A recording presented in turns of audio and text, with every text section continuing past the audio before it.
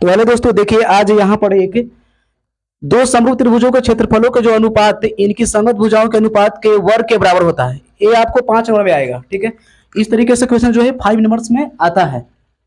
ठीक है, तो ये थ्योरम है जो कि सिद्ध करना है यहाँ पर कि दो समरूप त्रिभुजों का क्षेत्रफलों का अनुपात, यानी कि ये यहाँ पर दो त्रिभुज हम लोग ले लिए हैं। पहले देख लीजिए एबीसी, एक है डीईएफ। ठीक है, और इसमें सबसे पहले क्या करना है कि जो दिया हुआ लिख लो पहले। तो दिया हुआ यहाँ पर ये समझो कि दो समरूप त्रिभुज है ना, तो समरूप क्या है एबीसी और एक डीएफ, दोनों कर लिए समरूप। ठीक है, और सिद्ध करना क्या है यहाँ पर, इनके क्षेत्रफलों का अनुपात, यानी कि एरिया एबीसी का फिर एरिया डीईएफ का, किसके भुजा के अनुपात, भुजा के वर्गों के अनुपात। यानी कि भुजा कौन है बताओ, इसका भुजा ए बी है, यहाँ भी देख सकते हो ए बी बटा डी के स्क्वायर, फिर उसी तरीके से बी सी बटा ई एफ के स्क्वायर, उसी तरीके से ए सी लेंगे तो डी एफ के होल स्क्वायर के बराबर है। ठीक है, अब देखिए रचना में क्या कर लीजिएगा, इसमें बस ये याद रखना है कि लंब खींचना जरूरी है।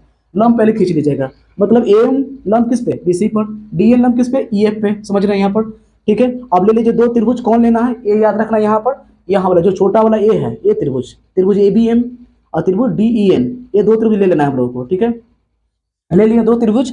अब इन दोनों त्रिभुज के क्या करना है, समरूप करना है। अब ऐसे ही पूरा बड़ा जो त्रिभुज एबीसी या डीएफ ऑलरेडी पहले से ही समरूप है।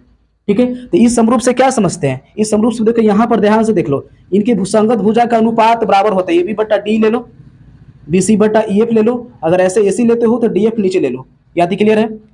अब बताओ यहाँ से, चलिए अब ये तो दो त्रिभुज के कर लेंगे आसानी से। कैसे, देखिए तो यहाँ से एक चीज कोण बी या कोण ई बराबर हो जाएगा। कैसे कि क्योंकि यहाँ पर देखो तो ए बी सी और डी एफ दोनों बराबर है, समरूप है, तो बराबर हो जाएगा ना कोण बी कोण ई, और यहाँ से 90-90 दोनों है तो हो ही गया, डबल ए से समरूप हो जाएगा। और समरूप होने के बाद फिर ले लीजिए सिंपलिसिटी से ए बी बटा डी बटा ए वाला ले सकते हैं यहाँ से, तो ए बी बटा डी ले लिए, फिर बी एम बटा ई एन ले लिए। इस तरीके से ले लेना है यार, यहाँ दो को ई जरूरत है, ये ले लीजिए समीकरण फर्स्ट मान लीजिए। उसी तरीके से यहाँ से भी क्या हम ले लेंगे, ए बी बटा ले ही लिए थे, ए बी बटा ये ले लीजिए, बी सी बटा ई एफ ले लीजिए। क्यों, क्योंकि आगे जरूरत पड़ेगा।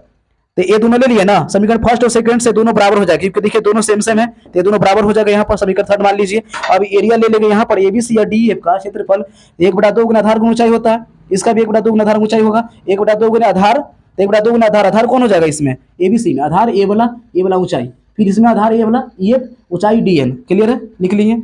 अब बी सी बटा ई एफ जो कहते हैं, ए एम बटा डी एन जो कहते हो। अब ए एम बटा डी एन के बदले देख लो तो यहाँ पर बी सी बटा ई एफ पहले से ही सिद्ध कर चुके थे। ठीक है, क्लियर है, तो लिख लेंगे बी सी बटा ई एफ, अब गुना होगा बी सी बटा ई एफ के हो जाएगा ये होल स्क्वायर। यहाँ तक क्लियर है ना। देखिए तो एगो आ गया, अब एगो आ गया, तो इसके बाद यहाँ पर कर लिए थे कि त्रिभुज एबीसी का और यहाँ पर क्या था डीईएफ का।